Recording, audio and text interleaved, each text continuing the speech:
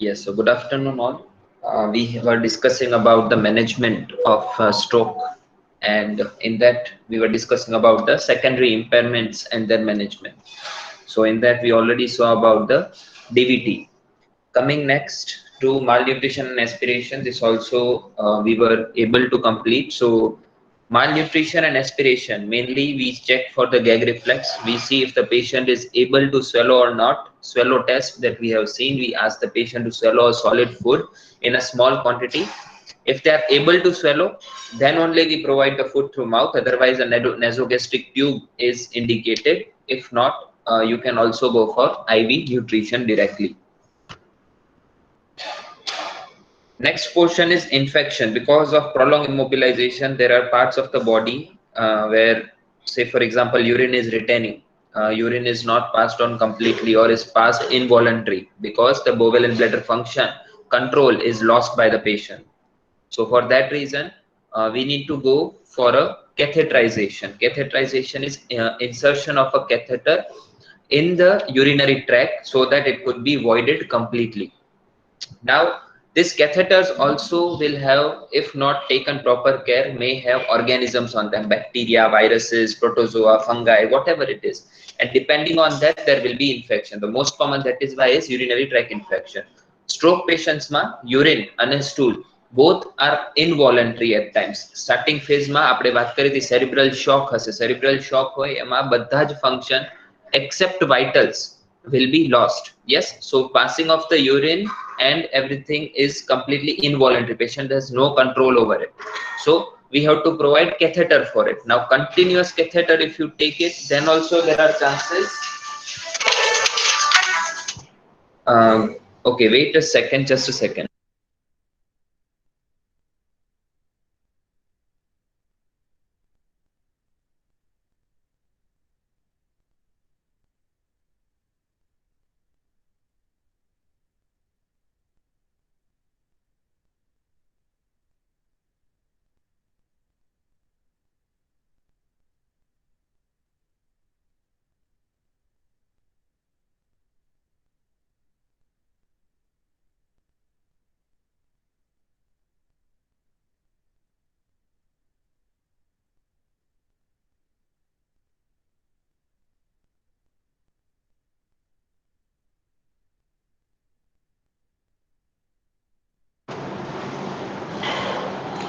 Okay.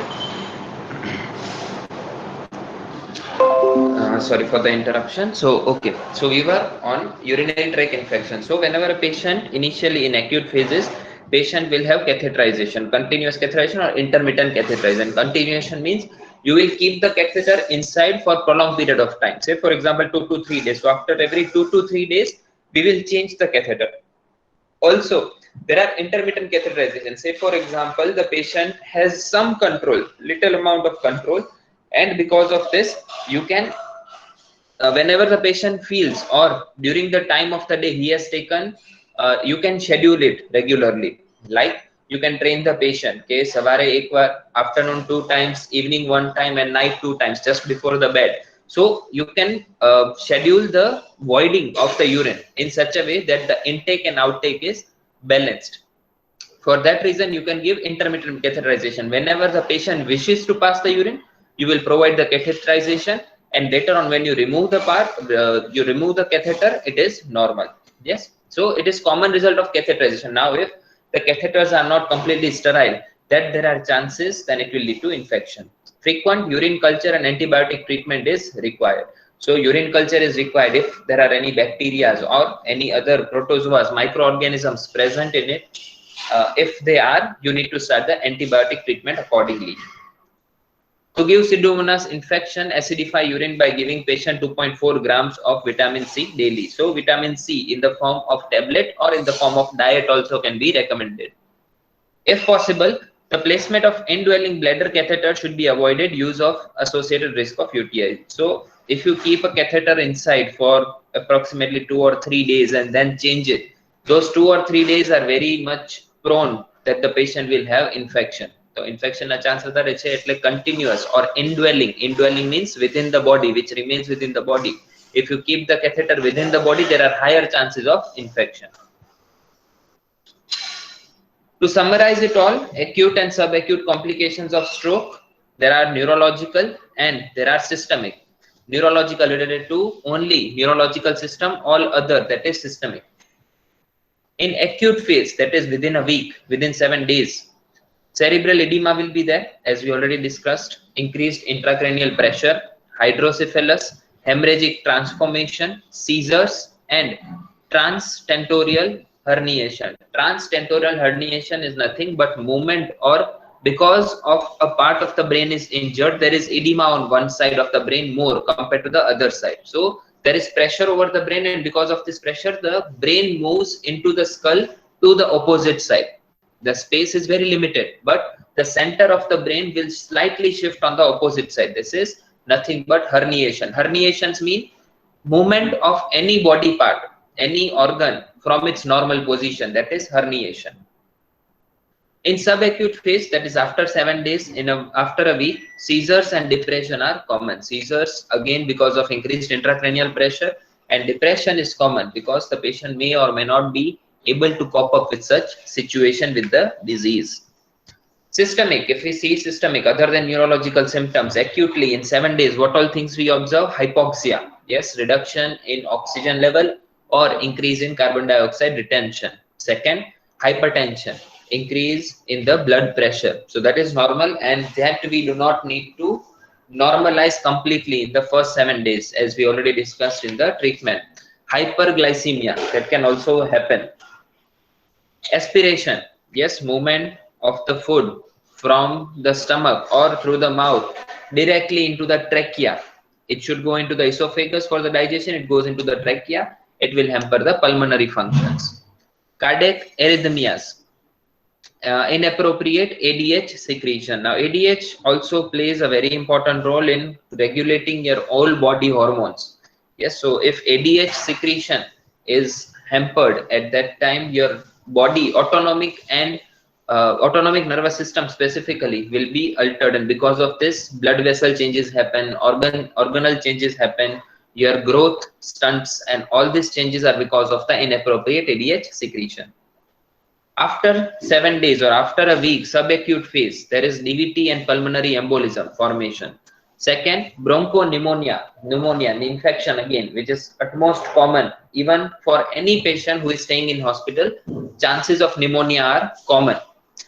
Urinary tract infection, septicemia. Septicemia means from the infection. Say for example, the infection starts from the urinary tract. It moves to digestive tract, then it moves to respiratory system, moves to cardiac system, and last it moves to even the nervous system. So whole body is affected with infection. That is termed as septicemia. Septicemia is the worst prognosis, not only in neurology, in any condition. From a single position, kya ek jagah infection hoy, and from that it moves to the whole body. That is termed as septicemia, and that is very dangerous. You cannot treat septicemia. When septicemia is there, almost the patient is sure to die. Decubitus ulcer, that is pressure ulcer because of the pressure over the bony prominences. The surfaces have more amount of pressure on bony surfaces, and because of this, the skin breakdowns, fascia breakdown, even the muscles can break down, and depending on that, there will be classification of pressure ulcers. And joint stiffness, yes, subacute or chronically, you will see the patient is having joint stiffness also. Treatment of raised intracranial pressure and cerebral edema. So what can be done to decrease the intracranial pressure and to relieve the cerebral edema? So elevation of the head of the bed to 30 degrees to 45 degrees, what we already described. Second, pain relief and sedation. Sedation can be provided very easily, and through that only the patient will have normal brain physiology. Because of the normal brain physiology, decreased amount of metabolism in the brain, there are chances the edema will subside. Normothermia, yes, regulation of the temperature to make it normal, body temperature 37.5 degrees Celsius. Hyperventilation, yes, provide more and more amount of oxygen to the patient, what we described in the supplemental oxygen part. So more and more amount of oxygen if you provide, it will provide a better outcome and decrease the intracranial pressure. Administration of osmotic agents like mannitol, hyperotic saline, glycerol, etc. Use of barbiturates also is indicated. Barbiturates mainly for sedation purposes, And osmotic agents, osmosis. What do you understand by the term osmosis?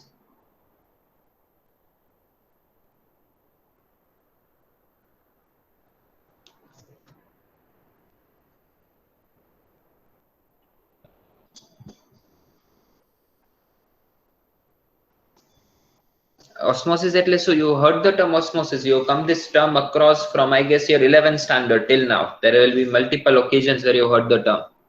So what is osmosis?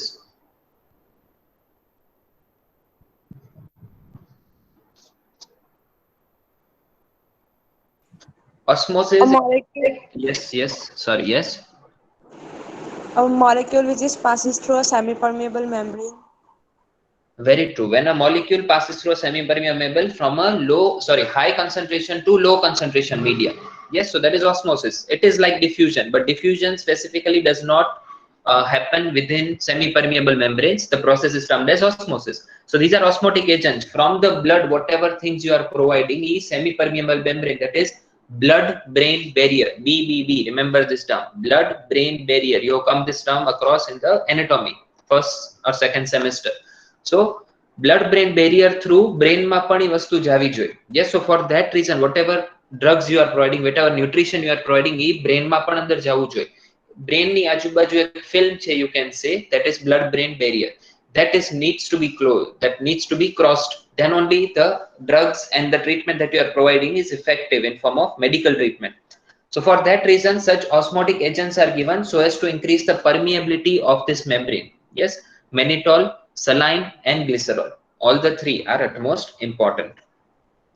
Surgical treatment like decompressive craniotomy and placement of a ventricular drain in case of hydrocephalus. So whenever the intracranial pressure is elevated, if CSF pressure also is elevated, then there are chances you have to go for craniotomy, or you can provide a small hole in the skull and through that the ventricles are completely drained in case of hydrocephalus. Surgical treatment, surgical removal of hemorrhage with cerebellar decompression should be performed for patient with cerebellar hemorrhage greater than 3 cm in diameter. How would we know if the hemorrhage is greater than 3 cm? A CT scan or a MRI will tell you that the patient has a size of less than or more than 3 cm. If it is more than 3 cm, you have to perform a surgical removal, that is cerebellar decompression, that is through craniotomy again. And the patient who are deteriorating or who have brainstem compression and or hydrocephalus due to ventricular obstruction. So because of any reason, ventricular obstruction, ventricles, lateral ventricles, two lateral ventricles specifically, they produce the CSF. So if there is any obstruction in the pathway of CSF circulation from the both ventricles to the third ventricle to the fourth ventricle to subarachnoid space and to the spinal cord, આ ક્યાંય પણ પાથવેમાં જો block આવશે તો તમારે compulsorily open કરીને obstruction remove કરવું પડશે. You have to perform craniotomy and remove the obstruction. Then only the patient will become normal. Then only intracranial pressure will become normal. For patient with supratentorial intracranial hemorrhage, current guidelines suggest consideration of standard craniotomy only for those who have lobar clots more than 30 ml within 1 centimeter of the surface. So this is a general term. Lobar clots, that is in a specific lobe, if the clot is carrying an area of 30 ml within 1 centimeter. Yes, so if you can say the intracranial pressure is so high, the pressure is directly linked to the liquid inside the, or edema you can say, inside the brain. So if the pressure is more than 30 ml within 1 centimeter of the surface, then only it is indicated. Otherwise it is not indicated in intracranial hemorrhages.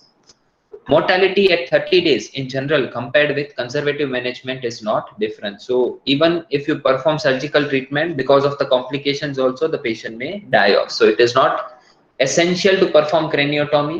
It is most important to maintain the and prevent the complications whenever it is patient is in the hospital. Secondary prevention. So after the patient has been discharged and we want to prevent the recurrence of the stroke. So for that there are various medications that are recommended. First is management of hypertension. Goal is to keep within the limit 140-85 mmHg. 145 is the upper limit for systolic and 85 for diastolic. Diabetes control completely. Goal is to keep within 126 mg of deciliter. Lipid management, so cholesterol, yes, cholesterol profile. Well, we talked about three main agents: LDL, VLDL, HDL. HDL is a bad lipid. LDL, yes, LDL and VLDL are good lipids. So accordingly, you have to provide the patient diet in which HDL is low, LDL is more. Statins, low goal cholesterol is statins are given for lipid management. Goal cholesterol is to keep it under 200 milligrams of deciliter, and LDL less than 100 milligram of deciliter. Anticoagulants, warfarin increases, targets 2 to 3. So especially recommended in patients with cardioembolic stroke. So those patients who already have history of stroke and have heart conditions, for that anticoagulants are a must. Appropriate lifestyle modification, cessation of smoking, exercise and diet. Yes, so physical therapy, providing proper nutrition, and or detention of the smoking, alcoholism, or all the risk factors that we have seen, modifiable risk factors, that should be prescribed to the patient, that they have to stop these habits, then only it will be more appropriate for them.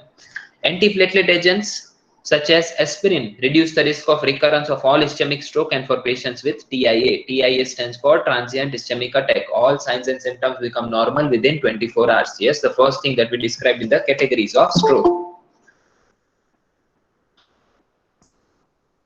Okay. Aspirin is not useful for preventing a first stroke at low risk, patients who are at low risk, but it helps in prevention of recurrence. Biji var na thai એની માટે aspirin is okay, but it cannot prevent the first stroke whenever it happens. Yes.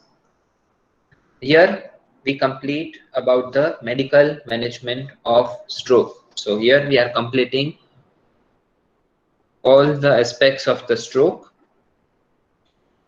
The first and the most important disease that you need to go through. Okay. Now I talked to you in the morning session about common medications that are prescribed for the patients of strokes, that is given in the Sullivan. So this is from the same chapter of stroke, page number 664, table 15.2. Yes, so here you can see in just one table all the medications are given along with their adverse effect. Yes, so you need to remember any two medications, say for example anticoagulants, example warfarin, heparin. You can remember two medication and possible adverse effects: increased risk of bleeding and hemorrhage or hematoma. So accordingly that you need to remember specifically adverse effect and name of any two medication from the whole list given. Yeah. Once you go through it, it will be very easy for you to understand, for you to read. Yes, also I'm going to provide you the presentation that we have gone through, so it will be easy for you to correlate both the things simultaneously. Okay. Again repeating, page number 664, table 15.2. So these are the common medications. Yes, and also you can go through all the things that are given in Sullivan except the framework for rehabilitation. Here you are not supposed to go. This is your syllabus for 6 semesters. So up till here we have complete everything for stroke. So there are almost 15 to 20 pages of Sullivan that we have seen in detail. Yes, what all things are not needed at this point we have skipped, but that will be covered in your next PT Neuro subject. Okay, let me just open up.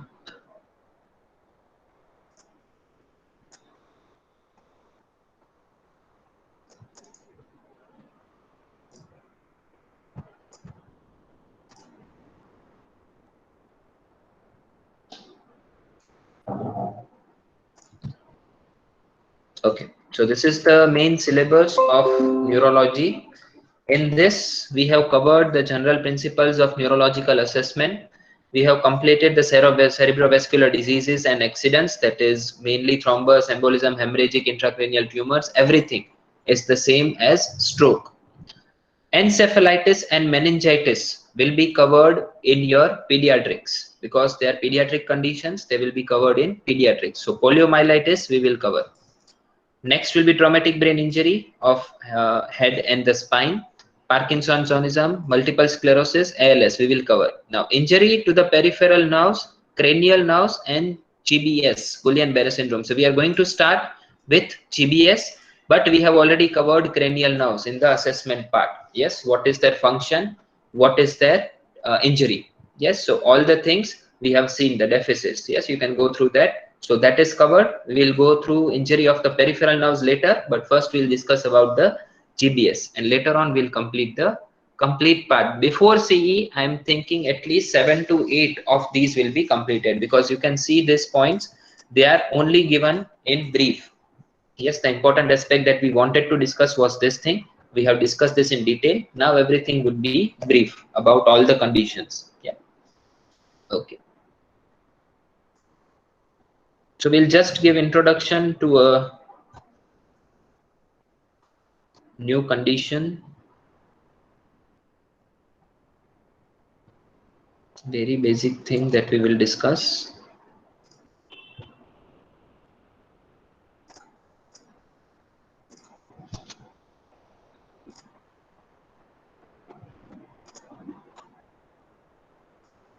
Okay.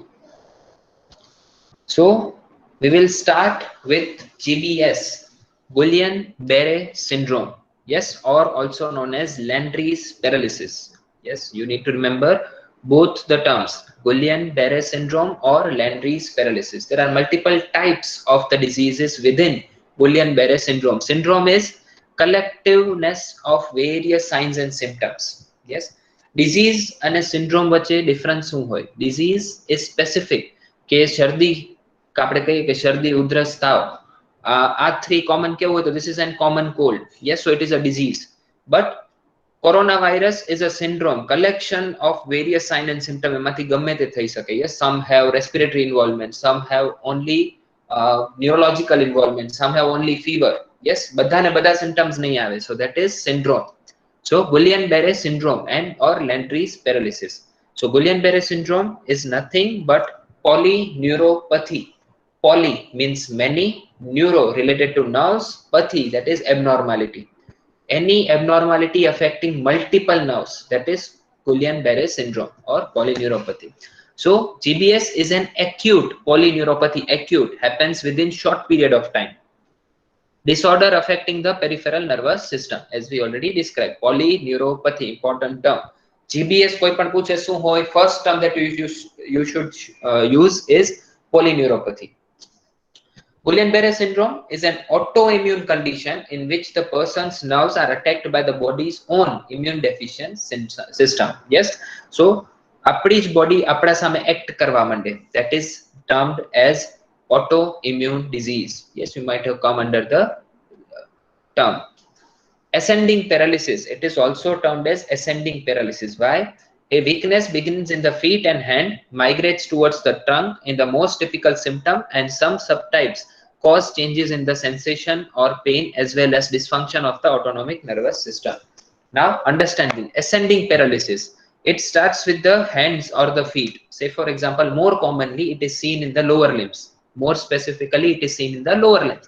Lower limb માં start થશે, પેલા foot affect થશે, પછી knee affect થશે, પછી hip affect થશે, પછી trunk muscles affect થશે. So you can say it ascends from downwards. Yes, નીચેથી start થઈને ઉપર આવશે. That is why the term ascending paralysis.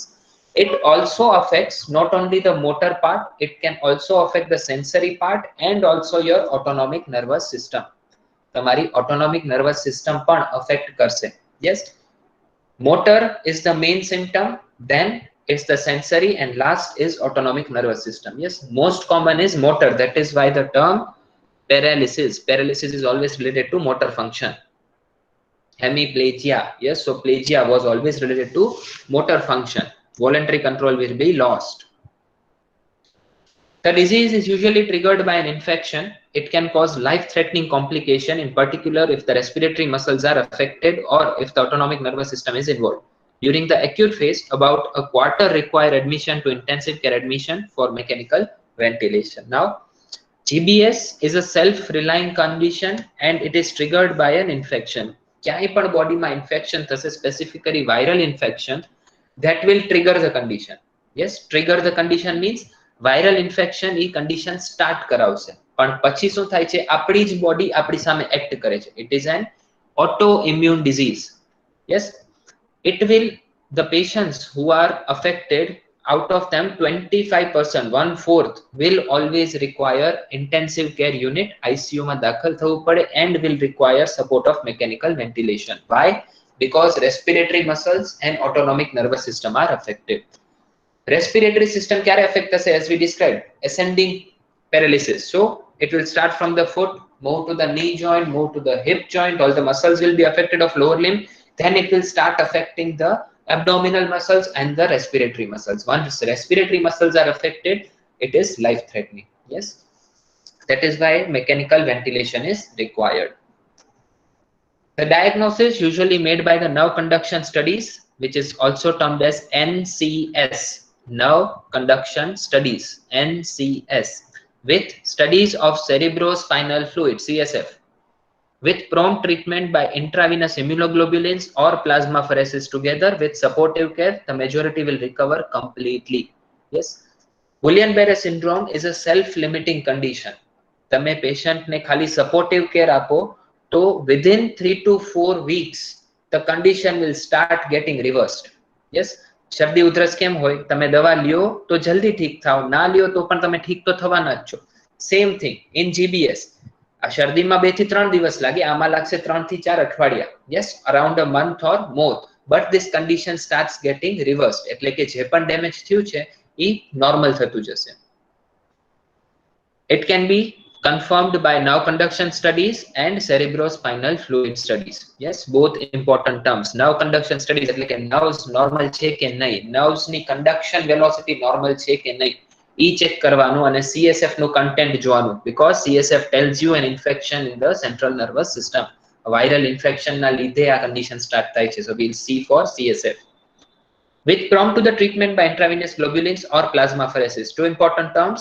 Intravenous immunoglobulins. So you give immunoglobulins, IgG, IgE specifically, through the intravenous route, or plasmapheresis. You remove the blood, you purify the blood, you move the plasma, new plasma, normal plasma, and give back the blood into the body. That is plasmapheresis.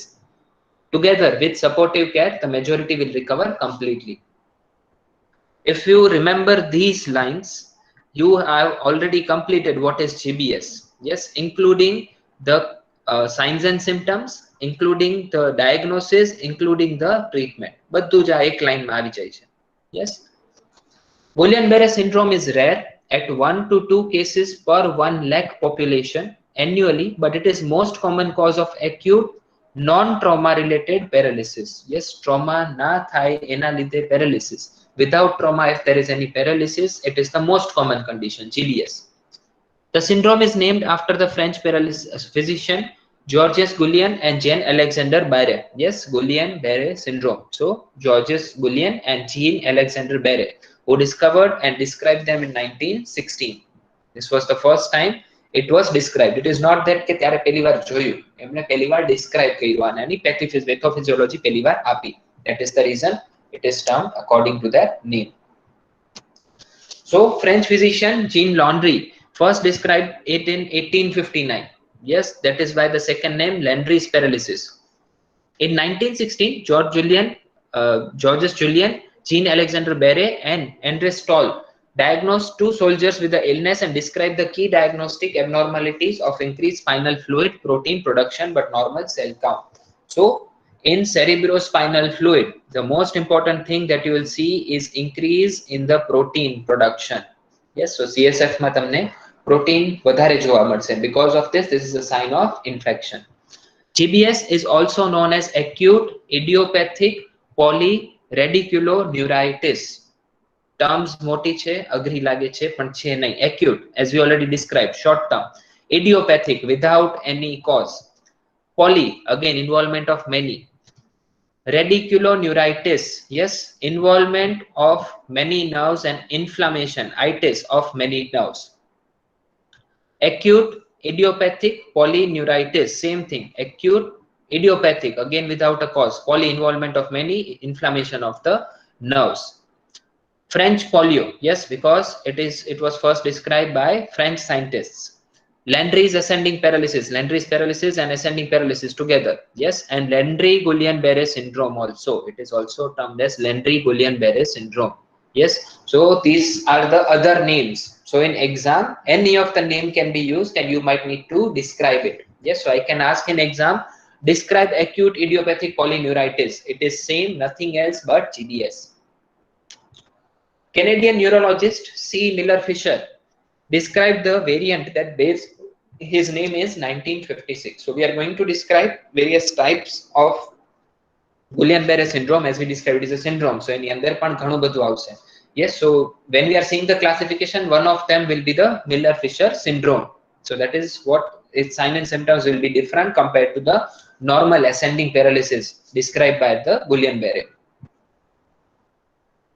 Epidemiology, how much it is common? So worldwide, the annual incidence is about 0.6 to 4 occurrence per 1 lakh population. Yes, you can see only around 0.6 to 4. So 1 to 4, you can say per 1 lakh population is affected.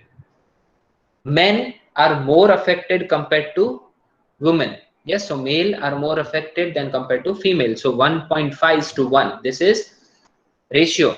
Yes, gender ratio for GBS. Incidence increases with age. About 1 case per 1 lakh occurs in people aged more than 30 years and about 4 cases per 1 lakh in those 75 years. Yes, so every year, so if the patient is of less than 30 years, each year there are chances that 1 case per 1 lakh will increase, and if the age is more than 75, then there are chances every year 4 cases per 1 lakh will increase. The incidence of GBS during pregnancy is 1.7 cases per 1 lakh of the population. Congenital and neonatal Guillain-Barré syndrome have also been reported. So the mother can get GBS, the newborn baby, yes, the neonate can also get Guillain-Barré syndrome. So it is also common. So all the age you can see are affected.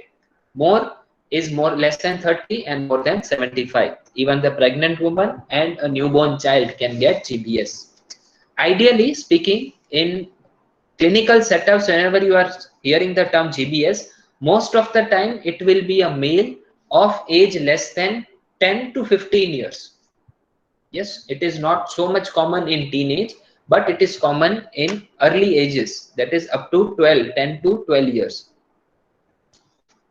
Okay, we'll keep it till here. We'll not move to pathophysiology because that encounters normal anatomy of nerve, and we have to describe about the whole structure of the nerve and later on see which part is affected, why it is affected, and how it will recover. Yes, because it is a self-limiting condition as we already described. GBS jene pan thase, almost 99% they will recover 100%. Yes, no residual signs will be left. But if not treated well, supportive care is not given, it can even lead to death. Yes, that is why it is important polyneuropathy. That is what we are discussing.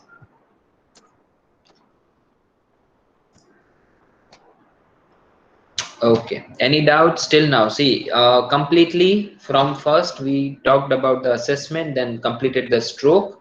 Yes, and now we are into the GBS. So any doubts till now you have, you can let me know in the chat. Everyone should reply.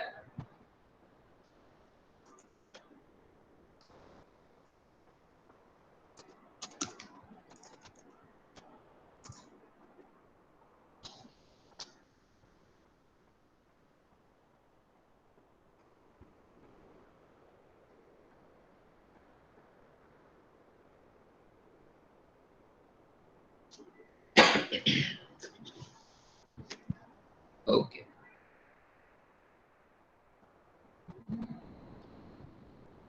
Fine. In the coming 2 lectures, probably we'll be completing stroke also. Tomorrow we have 1 lecture in the morning, probably a morning, and 1 lecture I'll be taking in afternoon also because we had a gap of 2 weeks. So I'll compensate with taking extra lectures on Tuesday and Saturday probably.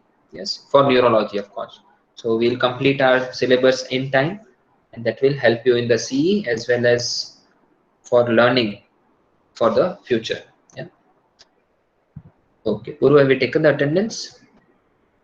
Yes, sir. Okay, fine. So we'll conclude the session here. Hope you have a good day. Be safe. Thank you, sir.